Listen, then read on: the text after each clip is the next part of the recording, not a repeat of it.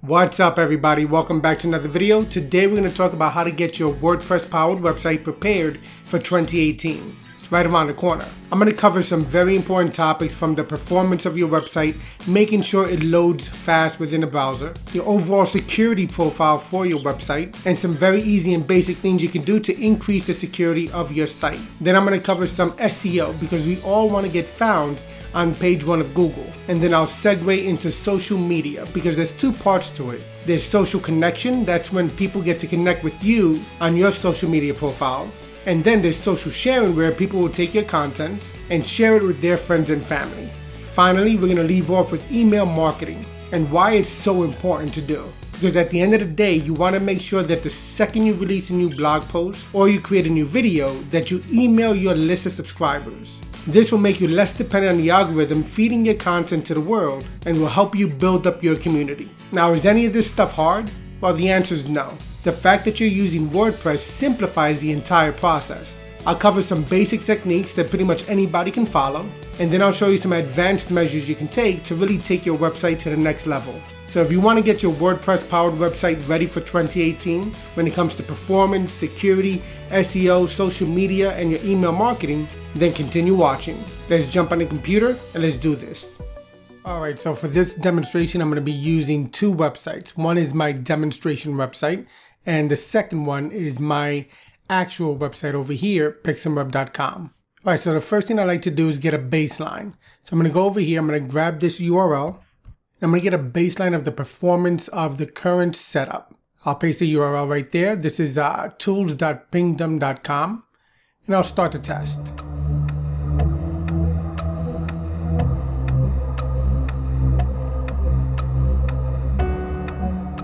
Alright, so this is the baseline. We have a performance grade of 88, a load time of 686 milliseconds, and we're faster than 94% of all other tested websites. Now that's a pretty good score right there, but we could always do better. Alright, so that's our baseline for wrongsites.com. Let me just do the same thing over here. What I'll do is I'll open up another page from Pingdom Tools. Alright, so here we go. Now I'm going to put in PixemWeb.com into the new test parameter right here. I'm going to paste. I'm going to choose the local server, and I'm going to start the test. Alright, so look at this. Now, on my website, I get a performance grade of 95, a load time of 449 milliseconds, and my website is faster than 97% of all other tested websites. So that's good. Alright, so that shows you how my actual website performs. This is my website where I blog about everything from WordPress to security. And obviously this is where I conduct my business. So if people want to buy themes, they can buy the DevWP WordPress development training theme, or they can buy a theme that has everything you need in order to get started with a high quality, fully functional, visually appealing website. And I also do custom installations of these third-party solutions. This is the Genesis framework, and this is the equity framework for real estate. And I have the licenses that enable me to install these on my clients' websites, and they get all the updates in their dashboard. All right, so back to Blanc Sites.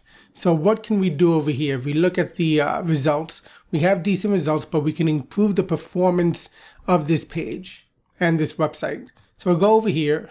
We're going to go to the dashboard. There's a couple of plugins that we should get. Currently, I'm using Backup Buddy, Invera Gallery, Gravity Forms with MailChimp, iTheme Security Pro, Soliloquy, WordFence Security, WP Sweep, and Yoast SEO. And some of these I'm going to touch on in a bit, but right now we're talking about performance. So as you can see, other than WP Sweep, I'm not really using any performance enhancement techniques over here for wrongsites.com. So I'm going to start adding some plugins and see how they will improve the performance of our website. Alright, so the first plugin we're going to install is called Smush It. It's a Smush image compression and optimization. It's by WPMU. As you can see, it's 5 stars, almost 1 million active installations and a lot of reviews. We can install this now and then activate it. You're going to get this quick setup over here. You can have it set up to automatically smush your images on upload. If you want to preserve the image EXIF data, you can do that. And if you want to resize all your images, you can do that as well. This is for the full-size images. All right, so over here, it says that we have 21 attachments that need to be smushed. Now, why is this important? Why is image optimization important? Well, it's important because pictures tend to be the heaviest items on your website. Let me show you what I mean. So I'm going to go to my local Finder window over here, and I'm going to take a look at this image right here. If you hover over it, you see that it gives you the dimensions of 1920 by 1280. That's the height and width right there. Then you also have the size of 248 kilobytes. So that is not an optimized image. So what I'll do over here, let me go here. I'm going to go to Add New. And what I'll do is I'll drag in that photo.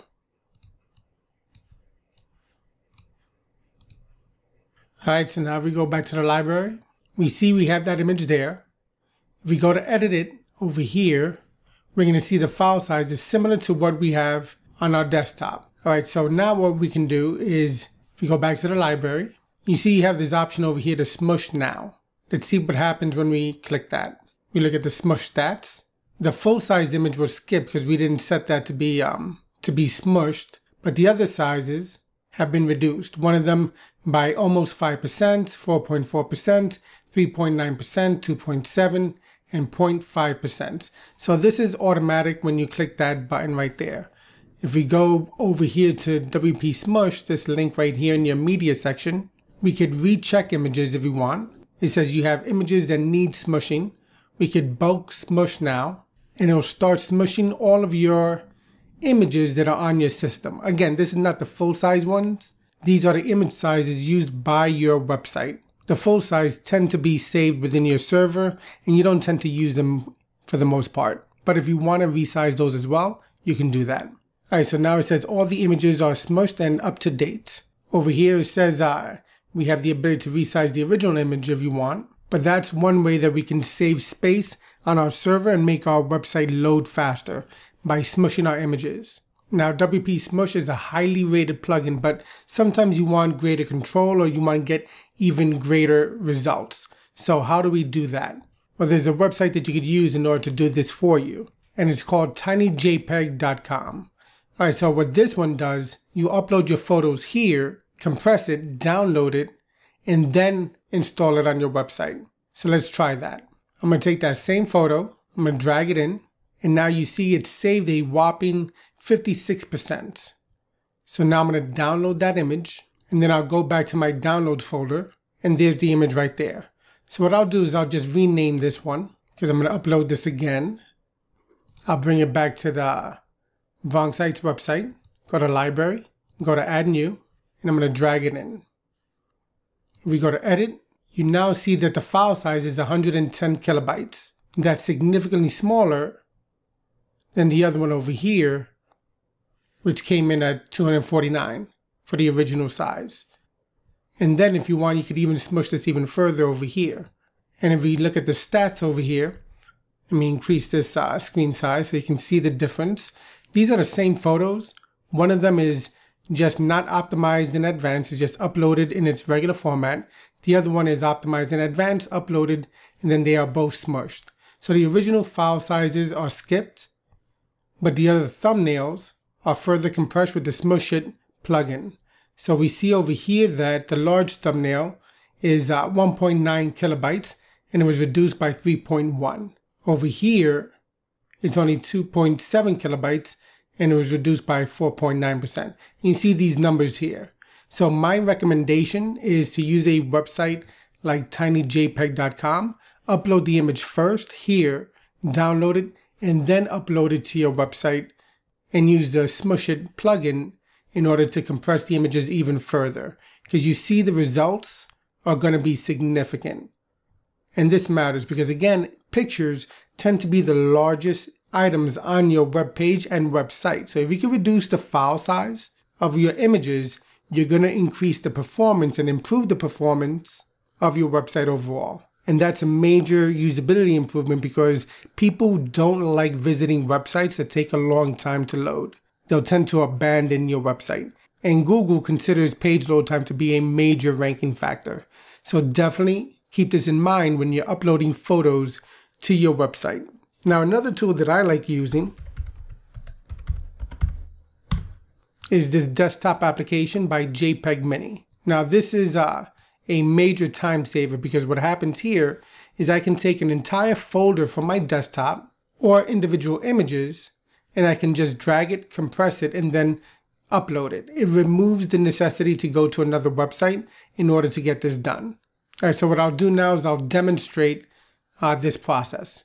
So in order to do this, what I recommend doing is using FTP. Now, this is a little bit more advanced, but it's definitely part of the workflow that you may want to consider, utilizing, because it'll give you greater control over the management of your website and the backing up of your files and your various items. So I like using FileZilla. So I'm going to bring in my FileZilla program. And what I'm first going to do is I'm going to refresh this over here. And I'm just going to make sure to download everything. So now it's downloading everything from my web server to my local computer. And the reason why I'm doing this is because I'm going to take all the images in my WP-content folder, and I'm going to compress all those images using the JPEG Mini desktop application. All right, so after some time, you'll have everything downloaded from your web server to your local computer. And then what I'll do here is I'm going to navigate, let me minimize this for now. I'm going to navigate to the folder that has all of my images. All right, so this will be different for everybody depending on where you decide to locate your website files. But typically you go to the root of your website in terms of where they're located on your local computer. For me, it's Bronx Sites, it's over here. And then it's going to be in the WP-content folder. And all your images are going to be in your uploads folder right here. And you'll be able to identify them based on the year. Because the way it works is they'll create a folder for every year, and inside that folder they have the months. All right, so I'll just take this entire folder right here. I'm just going to drag it into JPEG Mini. It'll start the process of compressing each and every single one of the images inside that folder. And this will take some time depending on how many images you have. So let it run its course. It'll compress them in place and the file sizes will be reduced significantly. All right, so after some time you see that it's reduced the file size of the images by 0.710 megabytes, and it has a 1.2 times reduction in terms of the overall space saved for that particular folder. This number will most likely be better for the vast majority of people since I tend to do a lot of optimization for my images and files in advance, so there's very little savings on my side. But if you're doing this for the first time, you're going to see the greatest amount of savings when you do this type of workflow. So now what I'll do is I'll go back to my FTP program, FileZilla. I'm going to refresh the page here. I'm going to navigate to my uploads folder. That's the one that's different right there. I'm going to upload, and you can choose one of these selections. You can choose to just override it, override if the source is newer, override if it's a different size. I tend to go with this one here. Overwrite if a different size or source is newer. Always use this action. And you could choose to apply it only to uploads or to downloads. Or you can leave this field empty if you want. And now it's going to replace all those images in that folder. All right, so that's a little bit more advanced. All right, so that's how you can take advantage of image optimization. One of the things also is that I recommend you use the file sizes in terms of the dimensions that your theme requires. And you can find out what that is by going to your settings and media, and you can set the sizes that you want, or you could just identify what sizes your theme is recommending, because there'll typically be some recommendations on the width and height that you should be using. All right, so that's on image optimization. That's one of the most important aspects. Now for some very easy things that you could do. I'm going to dismiss that. Now if we go back to plugins, we go to installed, we see we have no caching plugins installed. So I'm going to add a new one. And the one I'm going to install is WP Fastest Cache. As you see, it's active on a whole lot of WordPress installations, 5-star reviews. We'll install now, and we're going to activate. All right, so now we can go over here to WP Fastest Cache, and we can start setting things up. Again, remember our baseline over here was 686 milliseconds and 94% faster.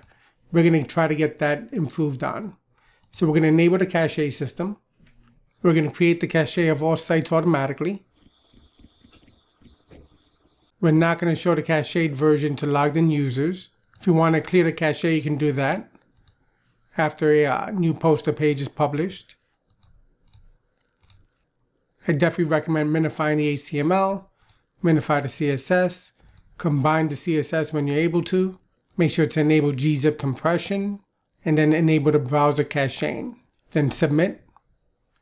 Options have been saved. Now you have some other tabs over here as well, but some of these are going to be for the premium version of WP Fastest Cache. So you may want to look at those as well. All right, so if you take a look at the site and make sure it still works, we're good to go. All right, so what I'll do now is I want to take our link there. I'm going to go back to this one, the one that I tested my website on. I'm just going to paste the Bronx Sites one in there. I'm going to get a new baseline after the adjustments that we just made. All right, so if we look at the original one, we see it had a performance grade of 88, a load time of 686 milliseconds, 94% faster. The new results are same thing, performance grade of 88, a load time of 542, and now we're 96% faster. Okay, so that is already an improvement right there. But we could take it a step further. We're going to add another plugin over here, and it's called Auto Optimize. We'll install this one, and we're going to activate it. Now we're going to the settings over here. We're going to optimize the HTML, optimize the JavaScript, and optimize the CSS options. Want to look at the advanced settings, you can enable that over here, and you can scroll down to see the settings that you may want to use. Some of them are going to be something like remove Google fonts. So let me do that here, and that's pretty much it. So I'm going to go down here and save changes and empty cache. So now we're starting from scratch. Now let's go back over here. We may have to do this twice since we deleted our cache, but let's get another baseline. Remember, 88, 542, 96. Right now we have, we're number 6 in line in the queue, so this will take some time. So I'll just pause the video until we're ready to go. It looks like we might be ready to go in a minute, so let's see what happens. All right, so like I said, we might have to do this twice because we deleted the cache. So it may give you a larger load time, but let's test that one more time. All right, so after the second run, we see that the load time is now 447 milliseconds, making our website faster than 97% of all other tested websites, versus our previous score of 686 milliseconds and 94%. So that's definitely a significant improvement. Now, there are some things that we can take care of, and I have a couple of snippets. If you go over to my website, PixemWeb.com, and you go to blog, when I upload the blog post for this video, you'll be able to go to that post and copy the snippet for your htaccess file. And I'll show you a demonstration of what that would look like. So I'll go to this blog post over here. What I did was added this syntax highlighting over here with the clipboard functionality. So all you'll do is just go over here, and if you see the snippet that you want to grab, click it, it'll be copied to your clipboard, and then you can paste it in your file. So definitely take a look at the blog post that'll be related to this video. But for now, what I'll do is I'll go over here to my text editor, and I'm going to put a snippet of code over here. Now you want to make sure you put it in the right location. I'm going to put it at the top for now, right after this if module right there, and before the section that says begin WordPress. Now be careful of htaccess because you can break your website. So I'm going to paste in this snippet of code, give myself some space, and this is to leverage your browser caching. So I saved that. I'm going to go back to my FCP program, and I'm going to upload that file to my server. But before doing that, since we saw that we had a change when we added the auto optimize and the WP fastest cache, we see there's a file size difference. So that's a reminder that first you should actually download what you have first. And we go over here, you see the difference now within that htaccess file. And then I'm going to find the location where I'm going to put my code snippet over here. Again, I'll put it right after that if module and before the section that says begin WordPress. Save it, go back here, refresh, Now you see the file size is different on our downloaded version versus our server version. So I'll go over here and then I'll upload it. Now we see the file sizes are the same. Let's go back to the website, make sure it still works, and it does. All right, so let's see if we can get this score to be even better. Remember, it's 88, 447 milliseconds, and 97%. We are currently number 25 in line, so I'm going to pause the video until we get closer to being next in line. Okay, so now we're number 6 in line. And let's see, remember our previous load time is 447 milliseconds. And again, you may have to test this twice because there is some cache that already exists. So you may have to deal with that as well. All right, so we have to deal with the cache. So let's go over here. You see you already have 28 files that have been cached. So we can delete the cache from there and from here as well. So now we're gonna have to run this again and maybe even a second time just to get the accurate results. We're number 37 in line, so I'll just pause the video and we'll come back when we're closer to being next up. All right, so now we're number 6 in line. So let's see what the results look like. All right, so our results are very similar. They're still 441 milliseconds, 97% faster. But we see that it's a nice improvement from 686 milliseconds to 94% faster than other tested websites. So we have our performance enhancements done, and the way we did that was with the image optimization, but we also installed the plugins, WP Fastest Cache, and the Auto Optimize plugin as well. For the image one, we did WP Smush, and I also showed you how to use the other website here, Tiny JPEG, to even further enhance your images. All right, so that's for the performance side, but there's another thing you may want to take into consideration when it comes to the performance of your website, and that's the version of PHP you're using.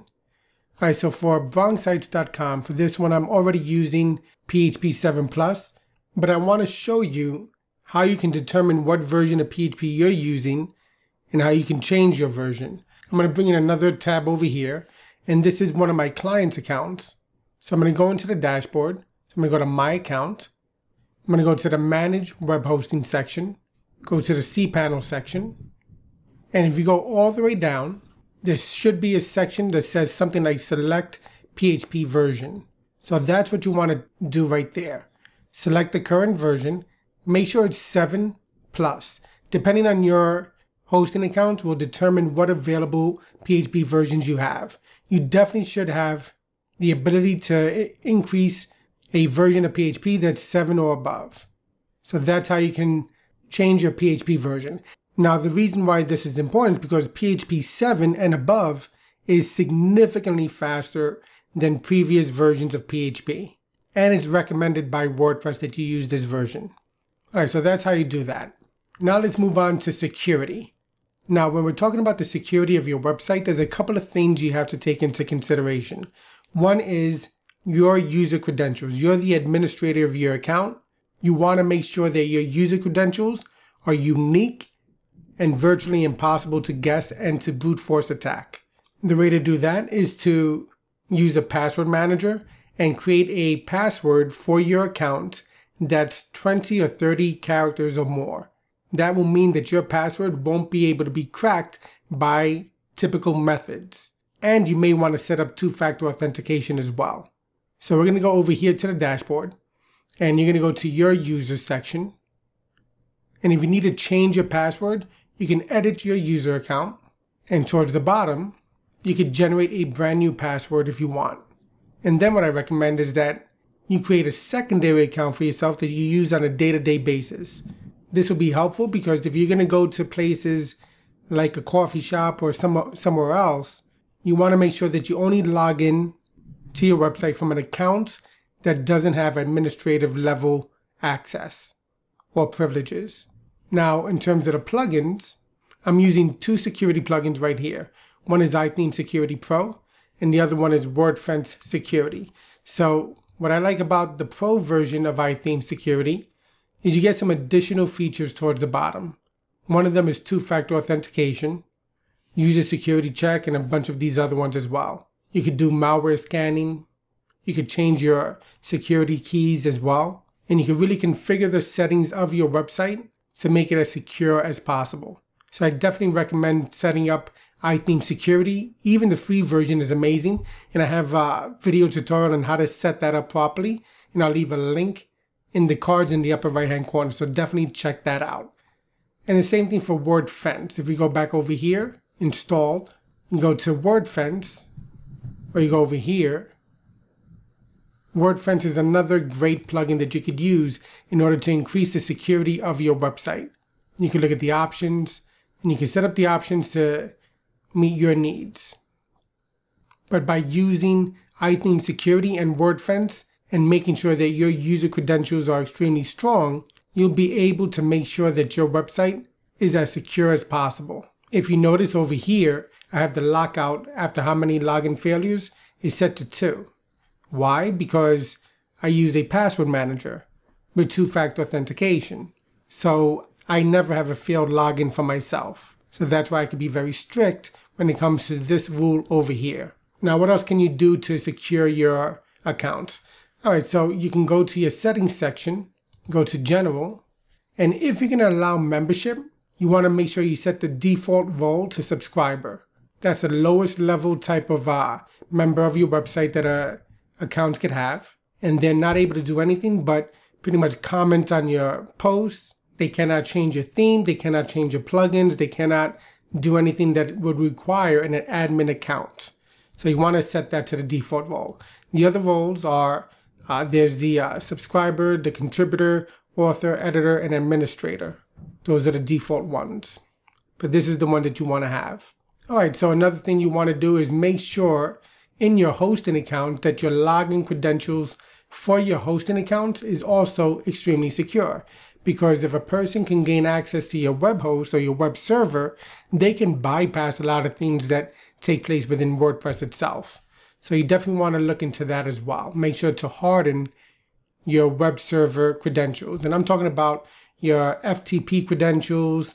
You really should be using SFTP, which is Secure File Transfer Protocol. Use SSH if you're going to be using the command line, obviously. And make sure your user credentials are unique and very difficult to guess or brute force attack. And implement two-factor authentication when available. All right, so that's what you can do on the security side of it. So we just covered WordPress performance and WordPress security. Now I'm going to jump back over here to my website. I'm going to go to the blog post because now we're going to talk about search engine optimization. Now the point of a good SEO strategy is to make sure that your website can rank well within Google and YouTube if you're doing it for video SEO. And the purpose of this is to make sure that your website and your blog posts get found online. All right, so let's do something over here. I'm going to open up an incognito window and I'm going to do a search over here for WP Sweep. All right, so WP Sweep is a database optimization plugin. And I actually should have mentioned that over here. I definitely recommend doing this for the performance aspect of it. And the reason is because this will also improve the performance of your website. So you go to your tools section, go to sweep. I already have a backup of my files, but over here what you would do is you would sweep your database. And this will take care of a lot of the extra junk that gets added to your database that you can delete. And that improves the performance. But if we go over here, we see, let me just increase that window. You see that one of my videos is actually ranking on page 1. We're incognito, not signed in, but we see that on page 1, one of my videos is ranking right there. That's not bad. And then towards the bottom, we see that my website is on page 1 for that search term as well. And that's just using WP Sweep right there. It's not even using a very long search parameter, just using the basic WP Sweep search. So that's good. So on page 1, I have both my video and I have the link to my website. So that's good. And as you can see, there's about 15.9 million results for this search term. So this is great because this means that I get 2 bites at the apple. I get 2 opportunities for people to see my content, either in video format or in blog format. So that's important. So the purpose is to make sure that you get found online. So one of the plugins that I use for that, and I'll show you over here, is called Yoast SEO. And I have a video tutorial on how to fully set this up the proper way. So definitely take a look at that. I'll leave a link in the description section or in the card section in the upper right hand corner. So definitely take a look at that. You get your SEO settings page over here, your dashboard, and you get to configure it as you need to. What's good about it is I'm going to show you some of the features it has. We're going to go to this recent blog post that I have right here. I'm going to edit the post, and right here, you see on the right hand side, it says readability needs improvement. All right, so that means that I have to improve upon this blog post that I just wrote yesterday. And don't be afraid to edit your blog post. It's okay to do that. You want to make sure that your information is as accurate as possible. You want to make sure that the content doesn't change so drastically that it's completely different. What you want to do is improve upon the grammar, improve upon the spelling, make sure you're using your proper, heading tags and your proper usage of lists and things of that nature. So if you go down to the bottom, you're going to see this section over here, readability. And this will give you some information on what you can do to change and improve your SEO of your current blog post. So it says your site language is set to English, that's fine. One problem over here, 41.7% of sentences contain more than 20 words. So definitely got to bring that down. Improvements, we got to bring this, we got to deal with this as well, the transition word or phrase. We have to bring that up to 30%. And then we're using the passive voice at 10.8%. We have to bring it down to 10%. All right, so those are 3 things that we can do in order to improve the SEO of this page. Now, what is good over here is that from a Flesh Reading Ease test, we scored well on that. We have more than the recommended amount of words, which is 300. And none of the paragraphs are too long, which is great. All right, so that means that we have some things that we're doing well and some things that we could improve upon. So definitely play around with this. I'm going to edit this blog post later on, but those are things that you could do for your SEO of your article. And you want to take a look over here, the word count. You see I have 629. The minimum that you should have is 300 based on Yoast SEO recommendations. And if you listen to Neil Patel, he'll advise you to have something like 3,000 or 4,000 words. The reason for that is because you want to make sure you're providing enough content for the search engines to grab onto and enough content that's beneficial to the person visiting your website. Now, you don't want to add too much fluff to it. What you want to do is make sure that you're adding extreme value. So don't just try to stuff it with paragraphs just for the sake of getting to 3,000 or 4,000 words. And quite frankly, not many of us have the time in order to do that. That's like a mini book. But as long as you're getting up there, at least, minimum, I say maybe 500 words, ideally maybe up to 1,000. If you have the time and if the content would benefit from it, then even go above 1,000. Definitely, I recommend going above 500 if you can, and using the Yoast SEO plugin. Something that people ask is, how often should you blog? Now, this is tough because blogging is something you have to get used to doing on a continuous basis. And continuous could be different from, blogging once a day to once a week to once a month. But just remember this. Google is a search engine, and search engines want to make sure that they get the best results possible on the front page of the search results. So established websites that have a lot of content will tend to do better than websites that have virtually no content. So what that means is when you first go live with your website, you want to add your about page, your contact page, your various web pages that matter for your particular type of website. And then you're going to want to start blogging. You're going to want to start, blogging about whatever it is that your industry focuses on. So if you're into real estate, you're going to want to do some real estate related blog posts. And that's very easy to do because you can do a blog post on local events. You could do a blog post on how to buy a home in 2018, or how to sell a home in 2018, or how to renovate a home in 2018, or how to winterize your home in 2018. And you can create those blog posts. So what I recommend is definitely try to get in the habit of blogging at least once a week if you can. If you can blog more often, then definitely do that. But you want to make sure that you have both quantity and quality. because when you have a good combination of the two, that's when you're going to see results start coming in. So definitely focus on creating quality blog posts and then also quantity as well. And you want to make sure that your website architecture is good. All right, so that covers the SEO portion of it. You want to make sure that you blog often. You want to make sure that you are using the Yoast SEO plugin, which is an amazing plugin. The free version pretty much gives you everything you need. And you want to make sure that you're creating content that's valuable for the search engines and for people visiting your website. Now, what about social media? All right, so there's two things when it comes to social media. You want to make sure that people can connect with you. And what I mean by that is if you go over here to my demo site again, you see in the upper right-hand corner, I have these links over here. These are to my various social media profiles. So what you want to do is make sure that you have that set up so people can connect with you on the various social media websites. If you look at my website over here, I also have that down here. That's important to do because you want to make sure that people connect with you. But you also want to make sure that people can share your content. So if you scroll down towards the bottom, I have some icons over here for people to share my content with their social media connections. So you want to connect with people and you also want to give them the ability to share. They're two different things. Now there's a bunch of plugins that you could use to do this. I have it custom coded within my theme that I'm using for my website and the one that I sell, which is called EvoPro.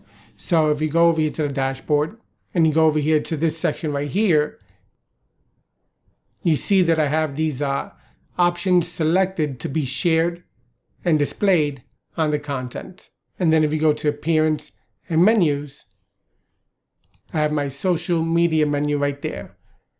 And you could add whatever links you want to add there as well. But that's something that's important. You want to make sure that you make it very easy for people to connect with you and share your content online. Now when it comes to email marketing is very important. So I definitely recommend that you focus on this. One tool that I like using is MailChimp. It's a great platform. You get free email to about 2,000 or so subscribers. So that's definitely one reason why you may want to use MailChimp. You see here it's free forever for brand new businesses or new business over here. You can learn more.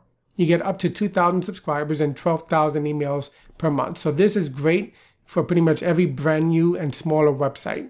So over here, my demo site, I have Gravity Forms installed. Now, Gravity Forms is a great plugin. And one thing I like is all the add-ons they have. So I have the license for Gravity Forms that enables me to install this on all my clients' websites. And I have the highest level version, which means all websites that I create get the ability to add all these add-ons. So they have all these options over here that you could use. And they have the MailChimp add-on.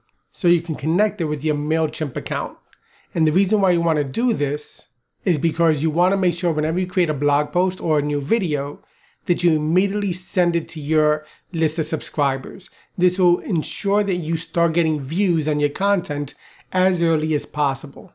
You don't always want to depend on an algorithm to feed your content to people out there. You want to keep people up to date in a way that you can control it. So I definitely recommend, using a tool like MailChimp in order to get this done.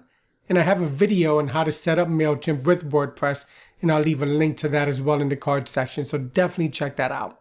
So that pretty much covers it for this video in terms of how to get your website ready for 2018. And the purpose was and is to make sure that your website is optimized. Optimizing your website for performance, for security, for SEO, social media, and email marketing are 5 of the most important things that you can do to ensure your success online. And then you'll be able to get results that are similar to this. You see that we went from over here, we went from 686 millisecond load time to 441. And just to remind you, this is not a watered down web page. This is a fully featured, fully styled web page and website here. We have a large cover image. We have a slider over here, and I purposely outfitted this this way, so that way you can see that just because you have a lot of content and a lot of stuff on your site doesn't mean it has to perform poorly. This is using my Evo Pro theme, and it's fully featured and very customizable. And we get great results following this setup. And these are the results from my website over here. PixemWeb.com tested on Pingdom Tools. We see 94% performance grade, a load time of 384 milliseconds, and we're faster than 98% of all other tested websites. Alright, so we covered a lot in this video. I hope you enjoyed it. I hope you found it beneficial. And if you need a website, visit PixemWeb.com, and I can help set up your website for you and make sure that it's fully optimized and ready for 2018. If you need a theme, check out Evo Pro, which is a very well-coded theme that I created. Or if you want to learn how to code your own theme, then check out DevWP. I have a bunch of videos on that, and you can see all of those over here on my YouTube channel. Alright, so again, hopefully you found this video helpful. If you did, thumbs up, subscribe, comment down below, and I will see you in the next video. Take care.